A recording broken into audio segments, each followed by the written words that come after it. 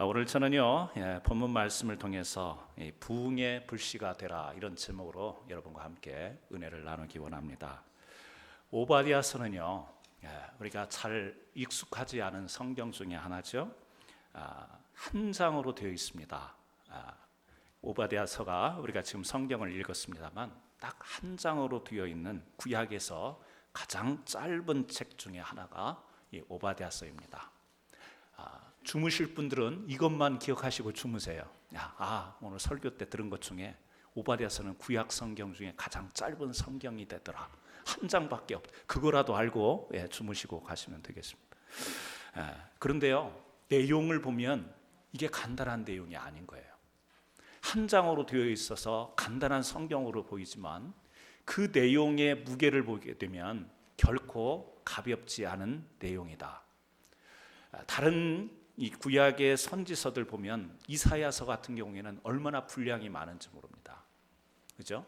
그리고 다른 선지서들도 보면 이 오바댜서와 같이 이렇게 간단한 장수가 없어요. 그런데 내용으로 보게 되면 그 많은 분량의 선지서들과 동일한 내용이 담겨 있는 거예요. 이 짧은 한 장 안에.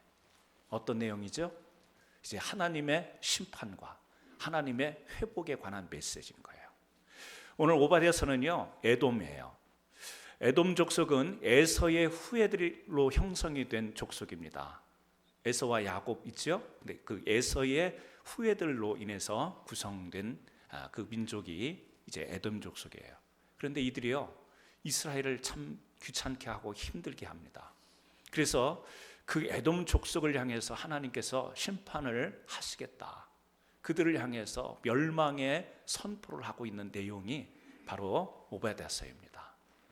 그런 가운데서 옆에서 계속해서 공격을 당하고 힘들었던 이스라엘을 하나님이 회복하시겠다.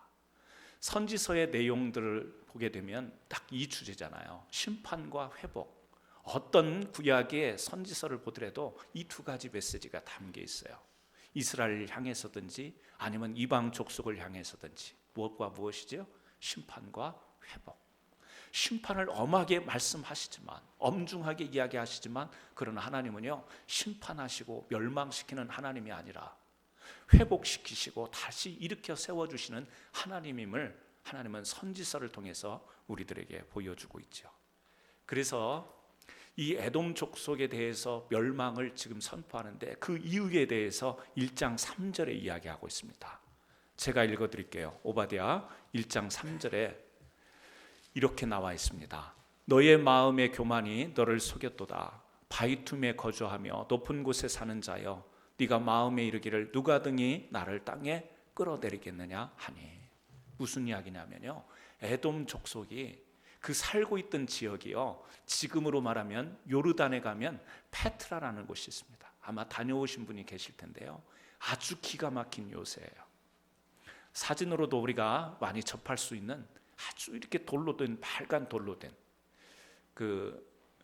그 영화로도 촬영이 됐던 곳인데, 영화 이름이 갑자기 인디아나 존스인가요?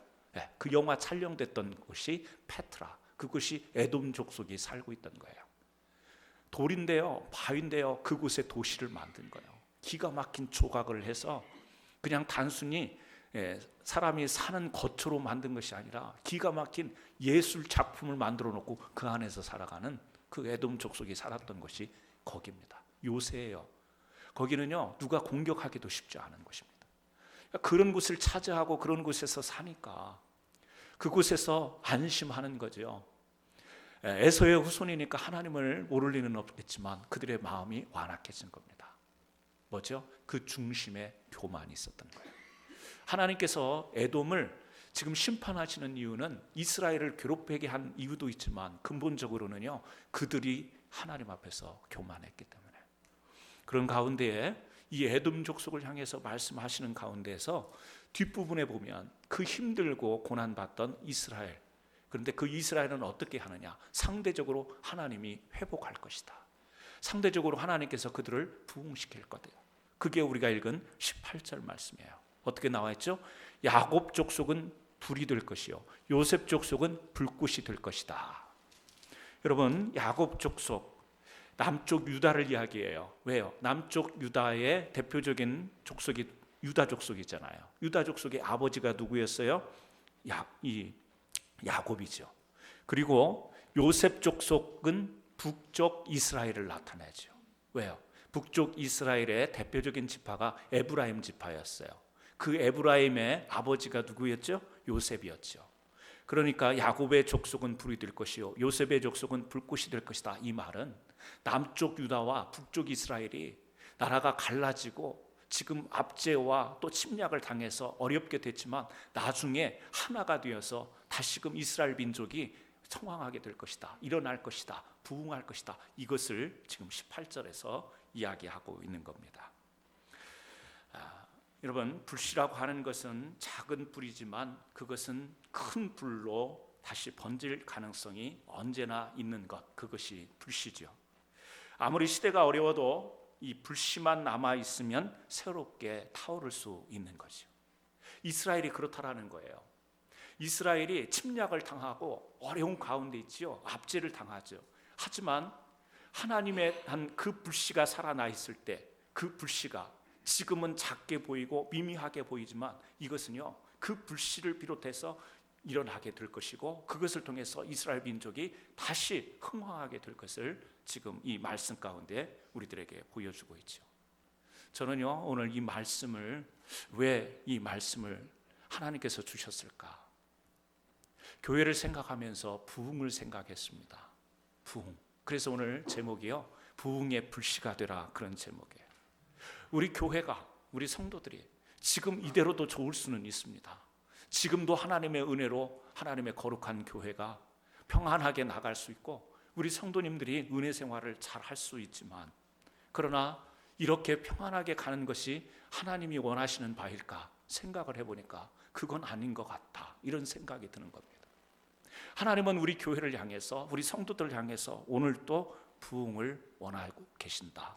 이것이 하나님께서 저희들에게 주시는 이 마음 아닌가, 그렇게 생각을 해봅니다.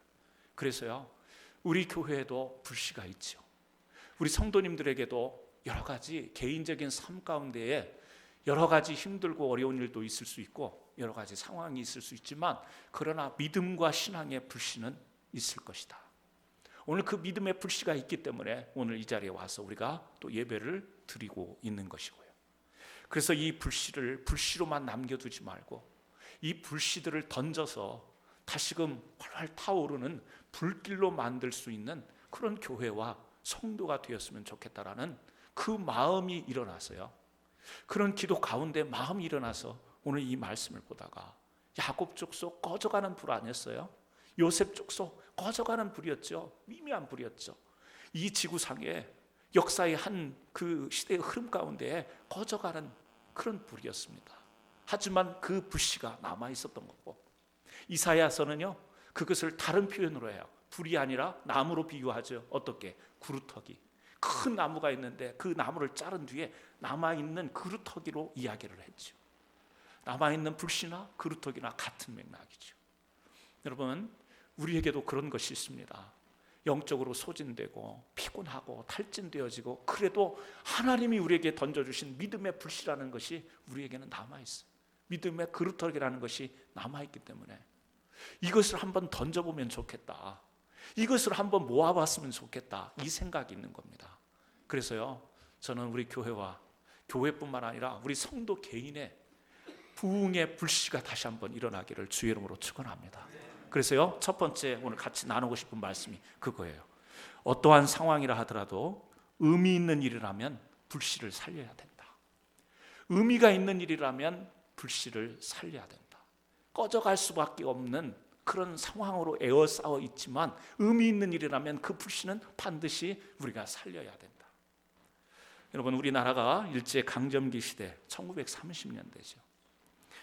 그때 우리나라에 독립군이 있었습니다. 전체적인 역사적인 그 내용들을 잘은 기억은 못하지만 독립군 중에 기억나는 분 이름, 생각나는 분 누가 있습니까? 네? 김좌진 장군. 또 한 명이요. 네, 홍범도 장군. 네, 그 다음에는 묻지 마세요. 네, 몰라요. 네, 하지만 우리가 쉽게 교과서에서나 전해져 오는 이야기를 통해서 김좌진 장군, 홍범도 장군. 근데요, 이 장군들과 함께 독립운동에 뛰어들었던 전사들은 1000명도 안 됐다고 이야기해요. 그러면 그 1000명도 안 되는 사람들이 그 당시에 우리 한국을 침범했던 일본, 그 당시에는 그래도 세계의 강대국 아니었어요? 군사적 강대국이었죠. 그런데 1000명도 안 되는 독립군들이 어떻게 그 세계 최강이라고 할 수 있는 그 일본을 향해서 싸울 수 있겠어요? 총을 메고 총탄 몇 개를 어깨띠에 두르고 싸우겠다고 그렇게 전투에 나서는데, 여러분 그 게임이 되겠습니까? 그들은 계산이 안 되어서 그런 일에 뛰어들었겠어요? 싸웠을 때 우리가 일본군을 제압하자, 그리고 우리 한국을 독립시키자, 무력으로 싸워서 우리가 할 수 있다라고 해서 그 일에 뛰어들었겠냐라는 거예요. 아니겠죠? 그건 아니에요. 어린 아이들도 그 게임이 되지 않는, 상대가 되지 않는다라는 것을 알고 있는 것이죠. 그렇다면 그것이 무의미한 전투였겠는가? 무의미한 독립군들의 그 싸움이었겠는가? 그렇지는 않죠. 의미가 있는 것이죠. 만약에 우리가 역사에 독립군이 하나도 없었다라고 하면 일제강점기 36년 동안 우리는 저항 한번 하지 못하고 다른 나라 사람들을 통해서, 다른 우리 민족이 아닌 사람들에 의해서 우리가 해방되었다라고 한다면 그 민족의 자존심은 뭐며 민족의 정체성을 어디서 찾겠냐라는 거지. 상해 임시정부 건물 사진으로만 봤습니다. 초라한 3층 건물이에요. 그게 무슨 그 한 국가의 정부의 건물이 될 수 있겠어요? 아마 거기에서 몇 사람이 기거하면서 숙박하면서 어떤 그런 일들을 했겠죠. 그런데 우리는 거기를 기억하고 있죠. 잊지 않죠. 상해 임시 정부 건물이라고 우리는 그렇게 지금도 기억을 하고 있습니다. 왜요? 그게 의미가 있기 때문에 그렇죠. 왜요? 저항했다라는 거예요.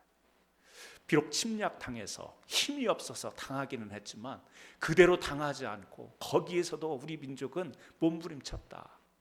그래서 우리나라의 그 대한민국의 정부의 정체성을 어디서 찾죠? 상해 임시정부, 거기서부터 우리는 찾는 거예요. 그때 저항했으니까. 그때도 우리는 나라를 잃지 않겠다라고, 나라를 지키겠다고 그 몸부림치면서 저항했던 곳이 그것을 근간으로 해서 이루어졌기 때문에 우리는요, 우리나라의 대한민국의 역사 가운데서 할 말이 있는 거예요. 침략을 당했지만 우리는 우리의 민족을 지키기 위해서 저항했다라는 거. 여러분, 일제시대 때 실리를 추구했던 사람이 있습니다. 요즘 이야기로 친일파예요. 그때 잘 살았습니다. 독립군들은 못 먹었죠. 못 입었죠. 그리고 붙잡히면 고난당했고 죽음을 당했어요. 그런데 한편으로는 일본과 아주 친밀하게 지내면서 거기에서 실리를 채웠던 사람들, 잘 살았죠. 그리고 그 후손들도 지금 잘 살고 있죠. 우리가 친일파라고 이야기합니다. 그런데 우리가 그 사람들에게서 우리 민족의 정체성을 찾지 말아요. 독립군들을 생각하면서 그 압제 속에서 저항했던 것을 우리들이 자존심으로 생각하고 자랑스럽게 여기지, 친일파, 그 당시에 잘 먹고 잘 사는 길을 택했던 사람을 자랑 삼지 않습니다. 의미를 어디에 두느냐라는 거예요. 인도네시아는 430년간 네덜란드의 지배를 받았어요. 통치를 받았습니다. 그런데요, 이 430년간 누구도 저항하는 일에 나서질 않아요. 인도네시아. 그러다가 430년이 지난 후에 1825년에 어느 부족의 왕자, 바바드 디포네고로라고 하는 이 왕자가 이제 지역에 있는 농민들, 그들의 지지를 받습니다. 그리고 왕족의 일부 지지를 받고 저항운동을 시작하는 거예요. 네덜란드와 싸웁니다. 여기저기서 숨어서 싸우고, 그렇게 5년을 저항을 해요. 결국에는요, 붙잡힙니다. 붙잡히고 시골로 이제 쫓김을 당하지만 거기에서 죽임을 당해요. 무모한 싸움이었죠. 네덜란드 강대국과 저항 430년 동안 이미 지배를 받고 있던 그 시점에 왜 갑자기 일어나 가지고 싸움도 되지 않는 그 저항을 했을까? 그러나 오늘 인도네시아의 그들의 역사 속에 이 바바드 디포네고로는요, 자기네들의 독립, 인도네시아의 그 마침 시조처럼, 마치 시조처럼 그 인도네시아라고 하는 그 나라의 독립의 역사에 있어서 빠질 수 없는 그런 인물로 추앙을 받고 있는 거죠. 어떻게 보면 너무 간단한 죽음이면, 싸움도 되지 않을 곳에 뛰어든 무모한 죽음일 수 있지만, 그 죽음이 나중에 한 나라의 역사를 이어가는데 기억되는 그런 존귀한 자리매김을 하는 것을 우리가 보게 되는 거죠. 타이완이라는 나라, 여러분, 중국과 일본 압제를 받았잖아요. 타이완이 경제적으로나 모든 면에서 잘 삽니다. 하지만 역사에 있어서 그들은요, 내놓지를 못해요. 왜요? 일본이 타이완을 공격했을 때 그들은 한 번도 저항한 적이 없어요. 그래서 타이완을 어떤 기술이라든지요, 이런 거 보면 아주 선진 대열의 첨단 기술이라든지 이런 거 보면 타이완이, 대만 적지 않습니다. 아주 기술도 있고 좋습니다. 하지만 그들의 역사를 이야기할 때 그들은요, 이야기를 못해요. 왜 그런가? 전혀 저항 운동이 없었어요. 중국한테, 일본한테 압제를 당할 때 한 번도 저항한 역사가 없는 거예요. 그렇기 때문에 그들은 지금 역사에 있어서 모든 면에 있어서는 뒤떨어지지 않지만 역사에 있어서는 그렇게 자랑스럽게 이야기하지 못하는 민족이 된 거죠. 일제가 우리나라에 신사참배를 강요했을 때, 부끄러운 이야기지만 당시 조선의 많은 교회들이요, 그 압제에 다 신앙을 어떻게 해요? 신사참배하는 것에 굴복하게 됩니다. 그런데 끝까지 버틴 우리 한국 교계에 자존심이 있었어요. 어느 곳에서? 부산과 평양에서. 그래서 우리가 잘 알고 있는 것처럼 이 평양에서, 평양이 우리 지금 북한이지만 그곳이 어떻게 보면 우리 한반도의 신앙의 진원지와 같은 것입니다. 신앙의 자존심을 지켰던 곳이 그곳입니다. 그래서 평양과 부산에 그 장로교회 중에 고신측이 있어요. 그 당시에 경남노회라고 하는 장로교회 경남노회, 여기가 끝까지 신사참배를 거부했죠. 주기철 목사님, 평양의 주기철 목사님, 그 다음에 한국의 경남노회, 이 두 군데서는요, 끝까지 신사참배를 거부하고 신앙을 지켰습니다. 오늘날 한국 교회에 그래도 우리가 일제강점기 때 우리의 신앙을 지켰다라고, 지키지 못한 사람들이 대부분이었지만 그래도 한국 교회가 버텼다, 그것을 끝까지 인내하면서 신앙을 지켰다, 순교하면서 신앙을 지켰다라고 그렇게 자존심 세우며 이야기할 수 있는 것은 극히 드물었던 두 곳에서 의미 있는 신앙의 지킴이 있었기 때문에 오늘 한국 교회가요, 그걸 붙들고 자존심을 내세우게 되는 거예요. 다가 아니에요. 다 그렇게 했던 게 아니에요. 다 독립운동에 뛰어들었던 거 아닙니다. 다 신사참배 거부에 뛰어들었던 거 아니에요. 몇몇 작은 불씨들에 불과한 그들이 그 의미 있는 일에 참여했기 때문에, 그 의미 있는 일에 자신들의 불씨를 남겼기 때문에 그런 일들이 가능했던 거죠. 독일 교회도 마찬가지예요. 본헤퍼라는 분과 고백교회, 독일에 고백교회가 있습니다.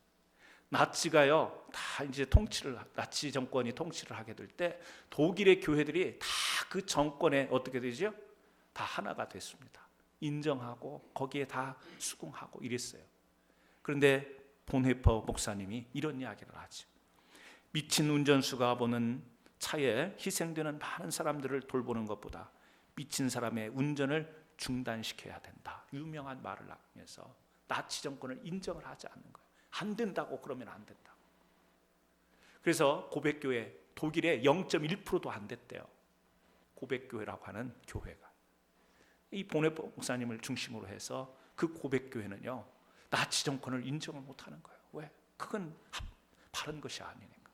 0.1%도 안 되는 그 불씨가 오늘 독일 교회가요, 그렇게 그때는 못했으면서 지금 독일 교회가 할 말이 있는 것은, 그때 모든 교회가 나치 정권에 하나가 되어서 거기에 다 굴복했다 이렇게 이야기하지 않고, 그래도 본헤퍼 목사님이 있었지 않냐, 그래도 고백교회라는 교회가 있어서 그것은 아니라고 말했던 우리 독일의 교회가 있었다, 이렇게 이야기를 하잖아요.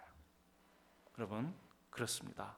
시대가, 상황이 어떻게 되더라도 한 명이 되었던 두 명이 되었던 바른 것에 대한 의미 있는 일에 대한 불씨를 남겨두면 그 불씨를 통해서 그 역사 가운데에 나중에 그 불씨가 다시 민족과 다시 역사와 다시 신앙을 일으켜 세울 수 있는 큰 불이 될 수 있다는 사실을 믿으시기를 주의 이름으로 축원합니다. 여러분, 우리의 삶 가운데 의미 있는 일이 뭐겠어요? 오늘 예수 믿는 우리들에게는 신앙이, 하나님의 복음이, 하나님 나라의 이 말씀이 우리에게 의미 있는 일 아니겠어요? 저는 우리 신앙에 관해서 여러분들이 불씨가 되어지기를 주의 이름으로 축원합니다. 다른 데 가서는요, 불이 활활 타면서 교회만 오면 불씨가 되어버려요. 세상에 나가서는 너무너무 활활 타르는 불길들을 몰고 다니면서 교회에서는 불씨로 남아있어요. 요즘에 신앙생활들이 얼마나 편안주의로 흘러가는지 모릅니다. 기도하는 것도 편안하게 하려고 하고, 예배 드리는 것도 편안하게 하려고 하고, 신앙생활하는 것도 몸부림치지 않고 적당히 할 수 있는 범위 내에서 여유 있게, 그리고 또 여유가 있을 때 하려고 하는 것이 오늘날 신앙의 양태예요. 분위기가 그렇게 흘러가고 있어요. 그렇다고 해서 불씨가 완전히 꺼진 건 아니죠. 있기 때문에 그래도 우리가 신앙을 지킨다고, 그래도 우리가 기도한다고, 그래도 우리가 예배 드린다고, 그래도 우리가 헌신한다라고 그 마음은 품고 있고, 또 그러한 의지를 우리가 표현하면서 살아가긴 해요. 그런데 너무 바빠요. 너무 피곤해요. 너무 힘들어요. 그런데 가만히 보면 바쁘다고 하면서 할 일은 다 하고 다녀요. 여기 뭐 조금 물건 세일한다 그러면요, 그 피곤한데도 가더라고. 가서 막 쟁여가지고 사와. 여기 뭐 좋은 것이 있다 그러면요, 가죠. 쫓아가죠. 바쁘고 피곤한데. 그런데 우리가 하나님 앞에 의미 있는 영적인 일을 추구하자 그러면 바빠서 못합니다. 피곤해서 못합니다. 죄송합니다. 나 나이 먹어서 못합니다. 우리는 애들 때문에 못합니다. 못하는 게 너무 많은 거예요. 그러니까 우리들에게 주어져 있는 그 불씨가 살아날 기미가 안 보이는 거예요. 그냥 불씨로만 있는 거예요. 의미 있는 일이 있음에도 불구하고 그 일에 한두 명만 있어도 그 일들이 나중에 굉장한 일로 일어날 수 있음에도 불구하고 다 계속해서 불씨로만 남아있기 때문에 그 의미 있는 역사가 일어나기가 어려운 거죠. 사랑하는 성도 여러분, 분명 우리에게는 불씨가 있습니다. 우리 집사님들에게 불씨가 있어요. 우리 성도님들에게 불씨가 있어요. 그 신앙이, 여러분에게 하나님께서 주신 그 신앙이 저는 정말 여러분의 인생 가운데 굉장한 의미로 다가오기를 주의 이름으로 축원해요. 그냥 있어도 되고 없어도 되는 게 아니라 세상에서 바쁘게 살아가면서 여유 있을 때 잠깐 접할 수 있는 것이 믿음이요 신앙이 아니라, 이것은 정말 이 시대에 내가 붙들어야만, 내 불씨를 일으켜 세워서 큰 불을 일으켜야만 되는 의미 있는 일이라고 여러분들의 믿음과 신앙을, 그리고 교회의 사명을 붙잡는다면, 저는 여러분을 통해서도 어떤 우리 역사에, 우리 한국 사회에, 어떤 세계사에 유명한 사람들처럼 그런 것이 아니라 할지라도 하나님이 이 시대에 필요한 것을 우리를 통해서, 여러분을 통해서 그 불을 일으키지 않겠냐라는 거예요. 그 믿음이 생기는 거예요. 그래서 사랑하는 성도 여러분과 함께, 그렇다, 우리들에게도 있는 불씨는 분명히 있을 텐데 이 불씨를 좀 살렸으면 좋겠다. 하나님께서 주신 귀한 복음에 의미 있는 일에 우리 같이 한번 불씨를 던져보면 좋겠다. 그래서요, 이 말씀을 함께 나누고 싶은 겁니다. 두 번째는요, 불씨가 꺼지지 않는다면 언젠가는 큰 불을 일으킬 수 있다. 불씨가 남아있다면 그것은 언젠가는 큰 불을 일으킬 수 있는 거죠. 작은 불꽃 하나가 꺼지지 않고 결국에 온 산을 태울 수 있는 것처럼, 우리 마음속에 어떤 작은 불씨가 있다면 주변에 옮겨지게 되고 그것이 큰 불을 일으킬 수 있다는 것이죠. 모든 사람들이 골리앗 앞에서 벌벌 떨고 있었습니다. 불이 떨어졌던 거죠. 꺼져 있었던 거죠. 그런데 다윗 한 사람의 불씨는 살아 있었죠. 다윗 안에 살아있던 불씨가 이스라엘을 건져내는 거야, 살려내는 거였죠.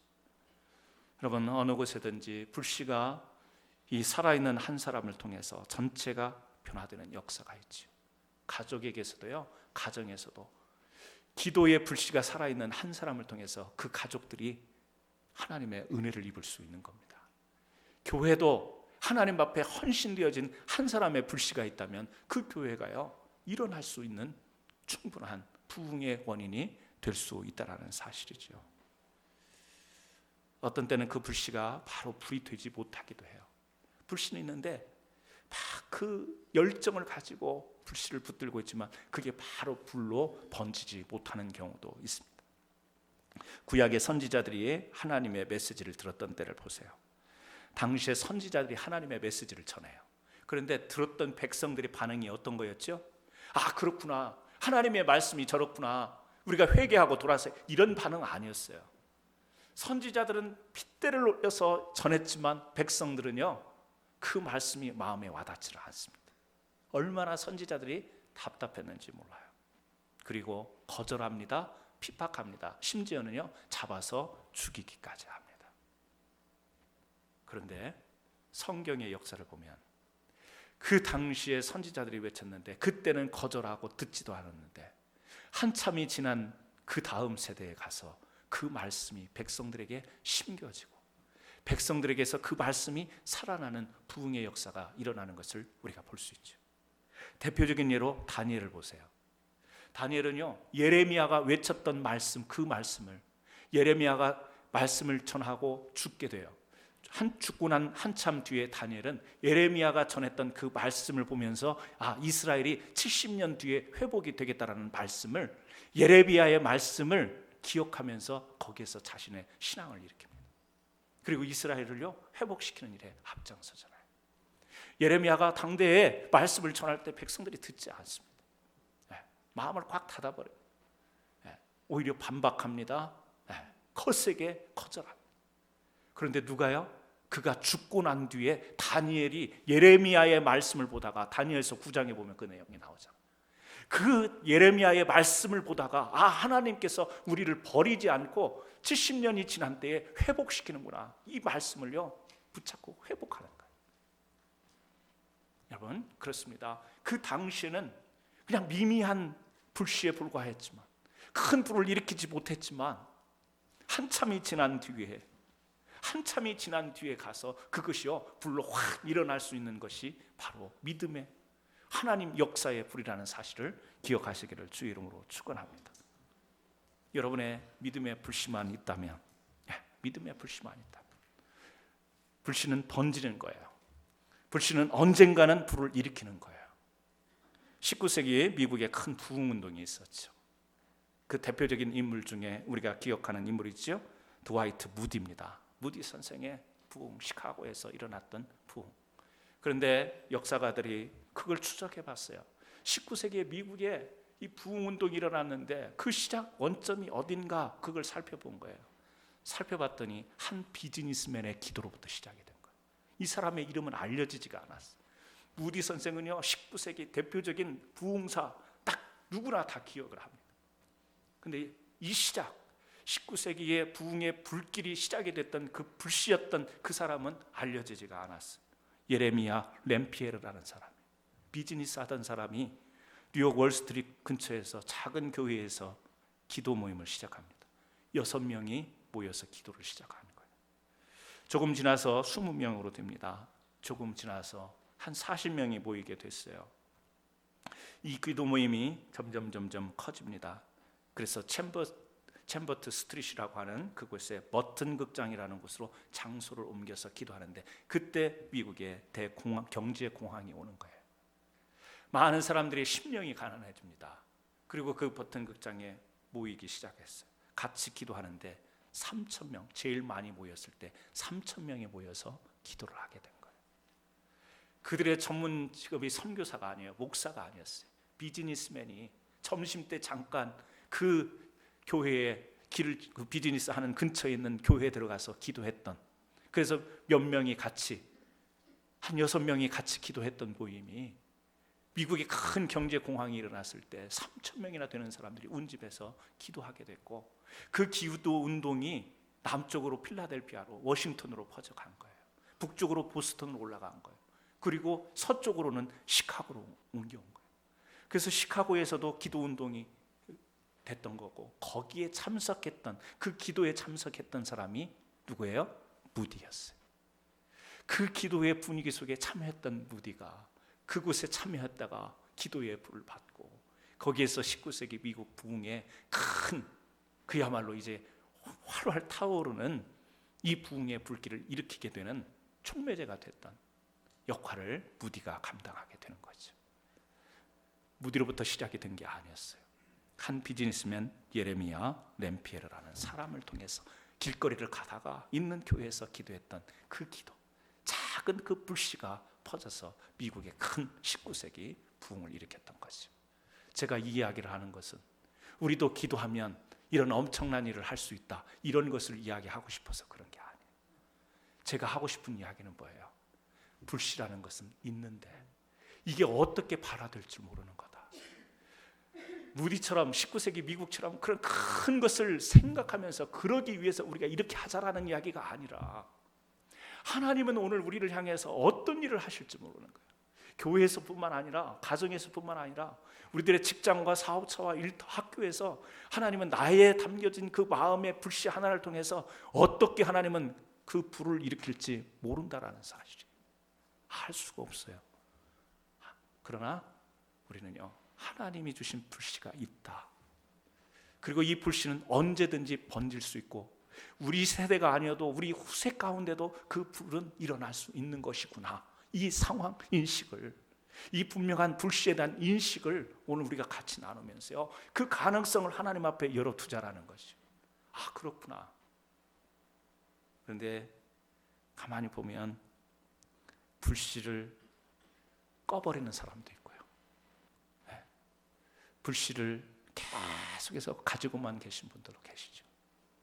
어떤 분들은 주님이 역사할래야 역사할 수가 없고, 교회도 보면, 교회도 같이 사역을 하다 보면 그 불씨마저 탁 밟아가지고 발을 싹싹 비비면서 담뱃불 끄듯이 꺼버리는 분도 계세요. 왜요? 우리는요, 믿음이라는 것은 하나님에 대한 가능성이에요. 그래서 결과를 두려워하지 않는 거예요.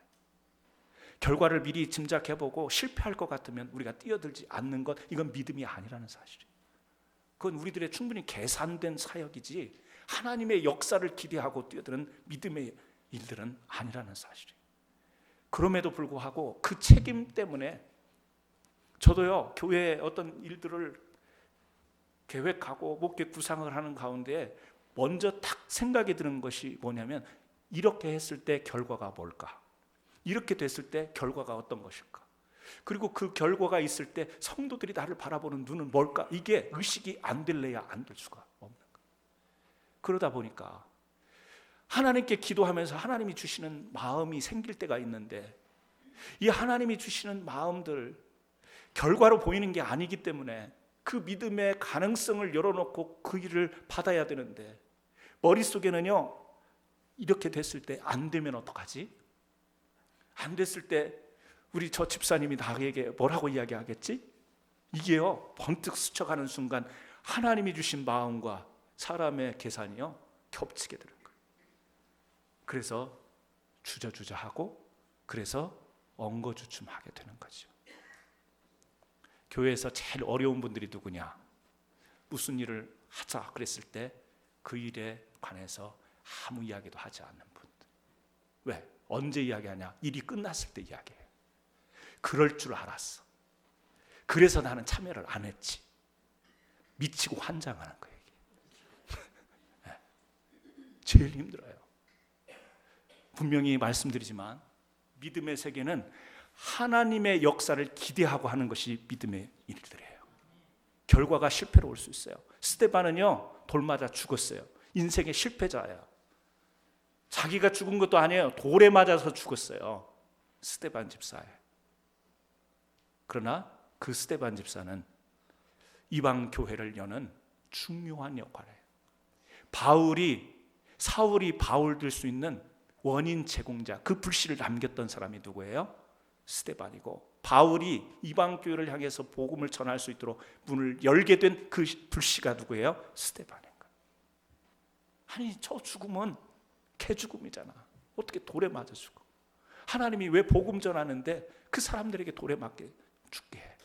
돌에 맞아 죽을 것이 계산이 되어지면 나는 아무리 하나님이 명령해도 그 일은 뛰어들지 않겠다. 여러분, 그게 우리의 믿음인가요? 아니죠. 그게 아니에요. 믿음은 가능성을 열어놓지만 사람의 눈으로 볼 때 실패로 다가올 수도 있어요.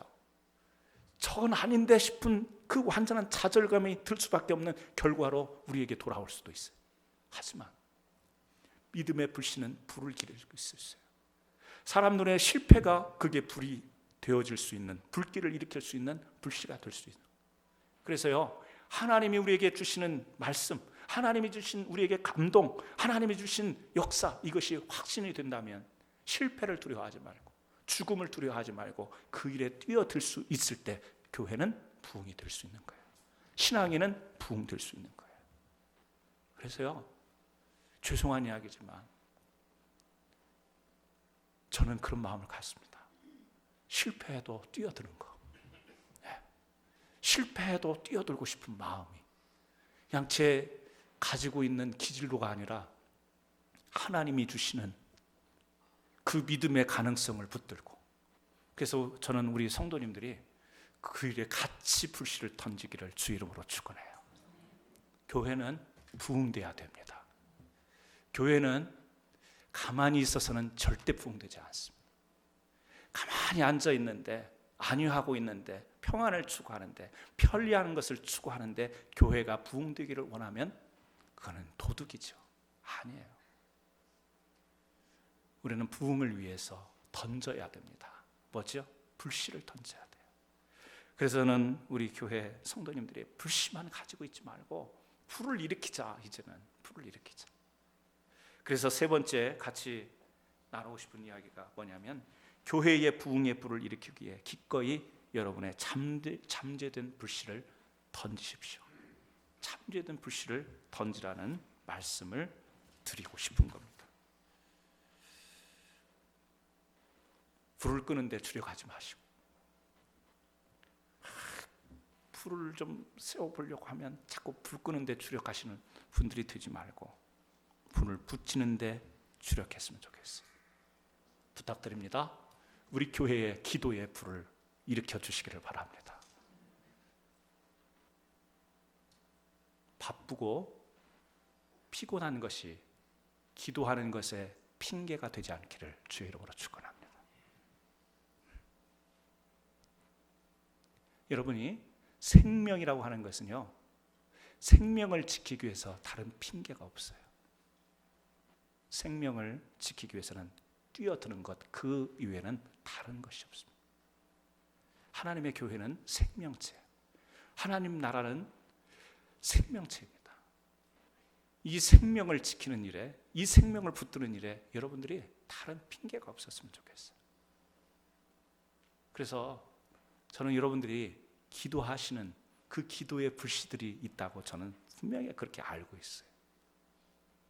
근데 미미한 불꽃으로만 담겨있는 그 모습이 우리 교회가 부흥하는 길에 아무런 도움이 되지 않는다라는 사실도 알고 있습니다. 저는 기도가 없으면 교회는 영적으로 공격을 받게 되어 있다는 영적인 원리도 경험합니다. 교회가요, 기도가 살아있으면 다른 영적인 공격이 이렇게 침범에 들어올 수가 없어요. 근데 기도가 없으면 별의별 일들이 교회에서 다 생깁니다. 별의별 일들이, 사고도 생기고 이상한 일들도 생기고 막 이단도 침투해 들어오고 이상한 역사들이 막 생겨요. 영적인 일들이죠. 세상에서 이성적 상식 가지고 이해될 수 없는 일들이 막 생기는 거예요. 왜? 영적인 공동체니까. 그래서 교회는 어떻게 보면 공격적이면서 영적 방어적인 역할을 할 수 있는 것이 기도예요. 저는 우리 사랑하는 성도님들이 기도를 통해서 교회의 다른 에너지를, 영적 에너지를 다른 데 소비하지 않기를 부탁을 드려요.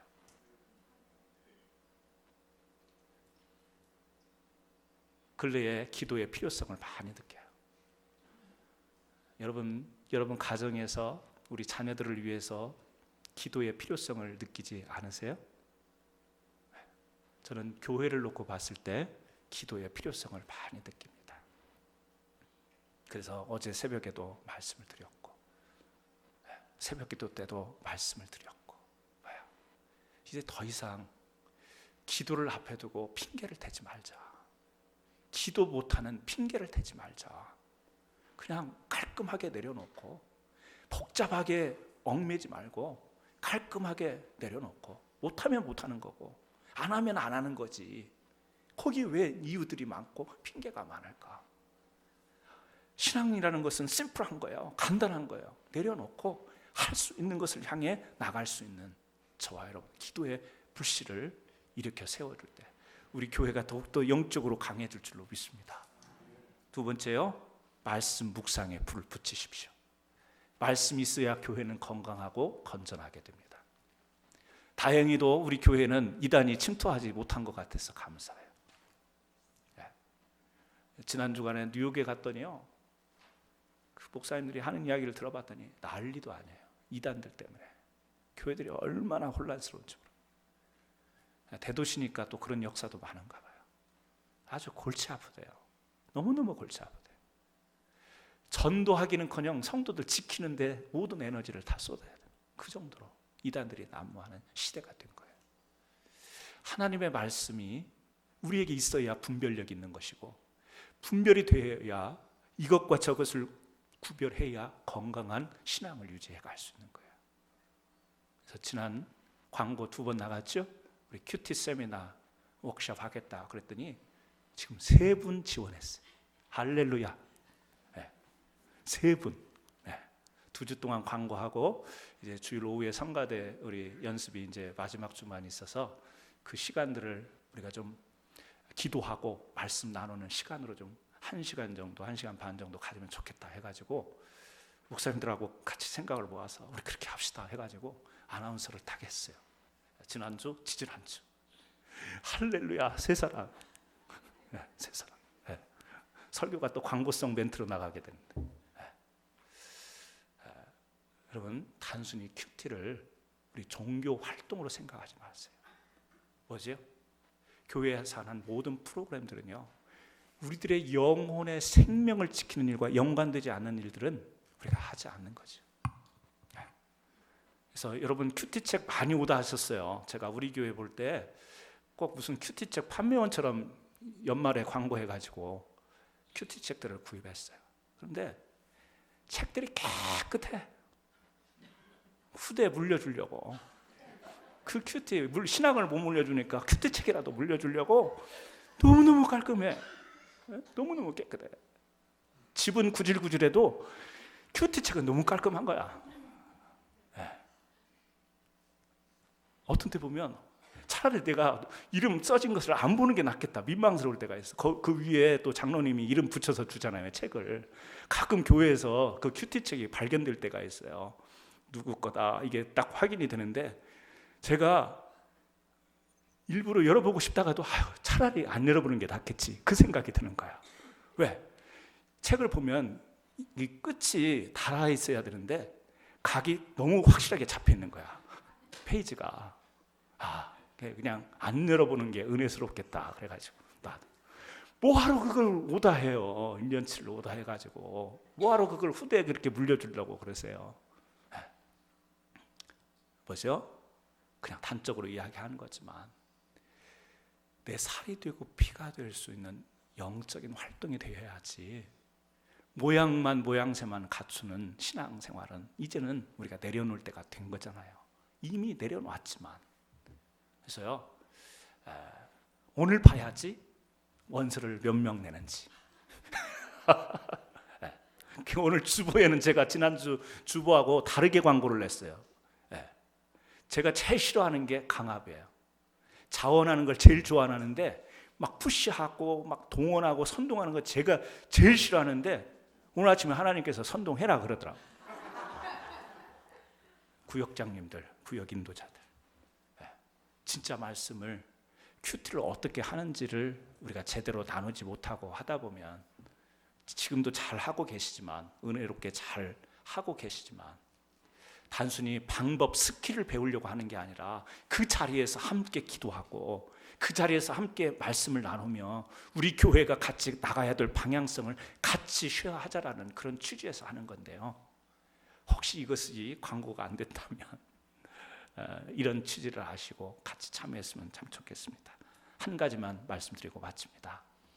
이제 우리 교회는 전도해야 됩니다. 물론 그렇습니다. 우리 교회가 이 상태로 있는 것이 평안할 수 있고 속 썩는 일이 없이, 불편한 일이 없이 좋을 수 있습니다. 하지만 그건 우리의 바람일 수 있습니다. 하나님이 원하시는 바가 아닐 수 있습니다. 머리 숙여 기도할 때마다, 새벽에 기도할 때마다 하나님이 우리 주시는 그 영적 부담 중에 하나가 전도입니다. 전도해야 되겠다.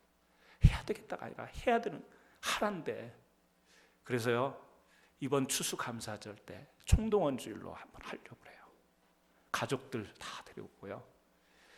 시간 전략과 또 여러 가지 어려운 순서 있으니까 영어권을 위해서 스크린으로 말씀을 하고 저는 설교하고, 그래서 아이들까지 다 오고, 가족들만 오는 게 아니라 주위에 있는 분들 이번 기회에 다 초대하셔서 우리가 같이 자꾸 모이고 같이 예배 드리는 이 가운데 우리들의 불씨를 던졌을 때 불이 일어날 수 있는 것이요. 그래서 10월 달에 특별 기도도 좀 하려고 합니다. 제가 언젠가 말씀드렸죠. 선동하는 거 싫어하고 푸시하는 거 싫어하고 그 다음에 특별자 싫어한다고. 왜요? 특별 기도회, 특별 무슨 회, 특별 뭐 해가지고 자꾸 동원시키는 거 싫어한다고. 근데 요새 제가 왜 그렇게 됐는지 모르겠어요. 특별 기도회 할 겁니다. 10월 달에. 기도도 하고 전도도 하고. 그래서요, 이 성전 안을 가득 채워서 조만간에 1부 예배가 개설이 됐으면 좋겠고요.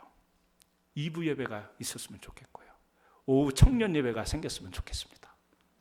단순히 교회를 그냥 크게 확장하자라는 이야기가 아니라 하나님이 불씨를 주셨을 때는 불을 일으킬 수 있는 그것을 주신 건데 우리가 그것은 활용해야 될 거 아니에요.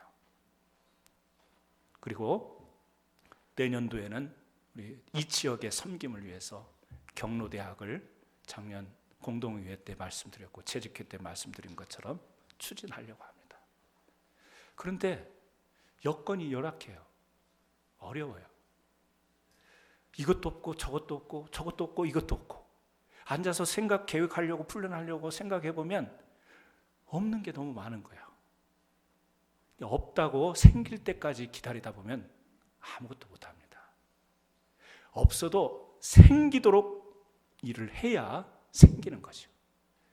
그 마음이 바뀌는 겁니다. 자꾸 우리 차량도 있어야 되겠고 공간도 있어야 되겠고 뭣도 있어야 되겠고 그걸 생각하면 없는 게 너무 많아요. 그러면 생길 때까지 기다리느냐? 하나님은 그렇게 역사하지 않는 거예요. 하나님의 역사는 개척이에요. 하나님께서 초대교회를 일으키실 때 개척으로 일으키시는 거예요. 없는 가운데 시작한 거예요. 저는 우리 성도님들이 저와 함께 그런 마음이 있었으면 좋겠어요. 이것도 없고 저것도 없으니까 만류하는 게 아니라 없지만 하다 보면 생긴다. 어른들 모셔다르고 라이드 필요하면 차도 생긴다. 그 믿음이 생긴 거예요. 차도 없는데 어떻게 라이드를 하지? 생긴다. 이 믿음이. 어떻게 알아요? 오늘 또 감동해가지고 또 차 한 대 사실 분 계실지. 그 틈을 이용해서 광고까지 해요. 없지만, 장소가 없지만 하나님이 우리가 이렇게 불씨를 던지고 이 지역을 섬기고 어른들을 섬기려고 하다 보면 하나님이 공간도 주신다, 생긴다. 이 믿음이에요. 어린 아이들을 요즘에 교육에 관심이 많은 시대에 우리 자녀들을 어떻게 교회 안에서도 신앙교육과 다양한 교육을 시킬까? 우리는 그 준비를 하다 보면 없는 게 너무 많은데 시작하다 보면 생긴다. 이게 하나님의 가능성을 보고 던질 수 있는 우리들의 불씨가 아니겠는가? 여러분, 좀 그 마음에 좀 같이 불씨를 일으켜 주시기 바랍니다. 우리 교회 부흥합니다. 저는 그 믿음이 있습니다. 그 확신이 있습니다. 인간적인 욕망과 욕심은 한 번 경험했어요. 그 욕심이 어떻게 꺾어지는가를 하나님 앞에서 저는 경험했기 때문에 두 번 다시 그런 실수하지 않으려고 노력합니다. 그래서 신중하고 그래서 조심합니다. 이게 하나님의 뜻인지 내 욕심인지를. 그런데 계속해서 요새 주시는 마음은 하나님께서 우리 교회에 대한 부흥이에요. 그래서 이 말씀을 무겁지만 전합니다. 여러분들에게 좀 억지 같지만 그렇게 재촉도 하고 이렇게 선포합니다. 우리 교회 부흥의 불씨가 되어주는 여러분 한 분 한 분 되시기를 주의 이름으로 축원합니다. 기도하겠습니다. 하나님 아버지,